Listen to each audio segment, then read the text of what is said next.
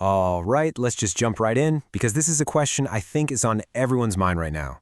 You see that $500,000 price tag slapped on a house, and you got to ask yourself, who on earth is actually buying these places? Well, today we're going to break it all down. I mean, come on, does that hit home or what? You're doing the late night scroll, you see the price, you see the questionable countertops, and the math just isn't mathing in your head. It's this shared frustration, right? It feels like we're all experiencing it. So, what's the deal? Has the market completely lost its mind? Let's find out. Okay, so first things first, in any investigation like this, you gotta follow the money. So let's forget that big, scary $500,000 number for a sec. What we really need to figure out is the nitty-gritty. What is the true, all-in, every single month cost of actually owning this house? And we start with the main event, the biggest chunk of the payment. So let's say you put down a standard 20% and you get a 30-year loan at today's interest rates. Just your principal and interest, that's the money that actually goes toward paying back the loan, is already a whopping $3,250 a month. And trust me, we're just getting started. Okay, on top of that, we have to pile on property taxes. Now, this number can be all over the place depending on where you live, obviously, but a pretty typical national average for a house like this, you're looking at around $500 a month. And remember, that's $500 that just vanishes. It doesn't build any equity, it doesn't help you own your home any faster. And last but not least, there's the one thing the bank absolutely will not let you skip: homeowner's insurance. So we're going to tack on a pretty conservative $150 a month for that. You know, to protect your investment, but let's be real, it's mostly to protect their investment. So, let's add it all up. And there you have it. The grand total, the real deal monthly payment, comes out to $3,900. Almost $4,000 a month. That is our magic number. That's the number we have to figure out how to afford. All right, so we have this huge number, $3,900. How in the world do you know if you can actually afford that? Well, for decades, financial pros have had this simple rule of thumb. It's a guideline specifically designed to answer that question, and honestly, it's designed to keep you from making a huge financial mistake. It's called the 28% rule, and I love it because it's so simple.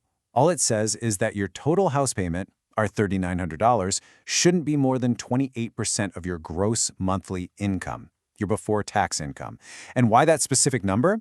Well, because you kind of need the other 72% to, live. We're talking taxes, food, getting to work, saving money, and maybe, just maybe, having a little bit of fun. Okay, so this is where it gets really interesting. Let's do the math. If $3,900 a month is 28% of your income, you work that backwards, and it means you need to be making $167,000 a year. Let that sink in. $167,000. Wow, that's a lot of money. So that begs the question, right? How many American families are actually earning that much? Well, if you look at the latest data, the answer is not many. Only the top 20% of households in the entire country clear that bar, which means, and this is the crazy part, that according to this very standard, very safe financial rule, a staggering 80% of the country cannot afford this house. But hold on. This is where the story gets a major twist. Because if 80% of people can't safely afford this house, then who is buying them? And why are banks seemingly so happy to give people pre-approval letters for these amounts? Well, it's because the bank is playing a totally different game. They have a completely different rulebook. I mean, that's the real mystery here, isn't it? And the answer shows you this huge, massive canyon between what's actually good for your finances and what's good for the bank's bottom line. They are not looking at the 28% rule. Nope, they're using a number that's way, way riskier. So, let me introduce you to their favorite acronym, DTI, or debt-to-income ratio. This is the bank's magic number. What they do is they take all your monthly debt payments. We're talking the new mortgage, your car payment, student loans, everything, and they add it all up. As long as that giant pile of debt isn't more than 43% of your income, they often give you the green light. And get this, sometimes they'll let it slide all the way up to 50%. It's wild. And this slide just lays it out perfectly. It's two totally different worlds. The 28% rule, that's about your financial well-being. It wants you to thrive. The bank's 43% rule, that is only, and I mean only, about their risk. See, their goal isn't to make sure you can save for retirement or, buy your kid a birthday present. Their goal is to figure out the absolute maximum amount of debt they can strap to your back before you break and stop paying them. So what does this actually look like for a real family? Let's imagine a couple, 2 people working, making $160,000 a year. Now, that's a great income, but it's just a little shy of our safe 167 number. But it's an income a bank would approve for this loan in a heartbeat. Let's see what happens when they sign on the dotted line. Okay, so let's run the numbers. They're bringing in about $13,300 a month before taxes. Right off the top, there goes that massive $3,900 mortgage payment. Poof. Then let's say they have other debts, right? 2 car payments, some student loans. Let's call it another $1,800. Gone. And then, of course, Uncle Sam needs his cut. So let's pull out about 1/3 for taxes. So what's left over for life? $4,300. And I know, that might sound like a decent amount of money, but then you start listing it out. Groceries for the whole month, the electric bill, the water bill, gas in both cars, car insurance, maybe daycare, and we haven't even whispered the words retirement or college savings.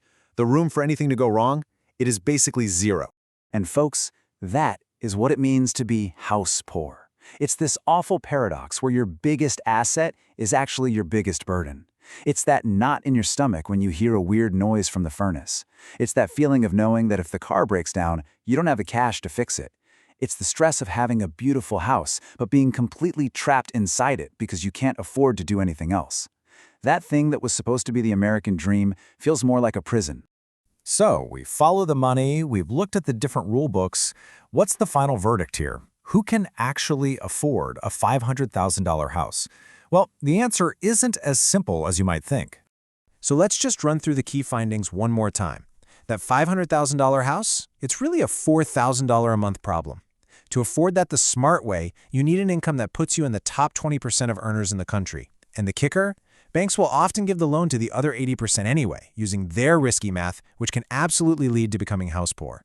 And that, right there, is the most important thing to understand.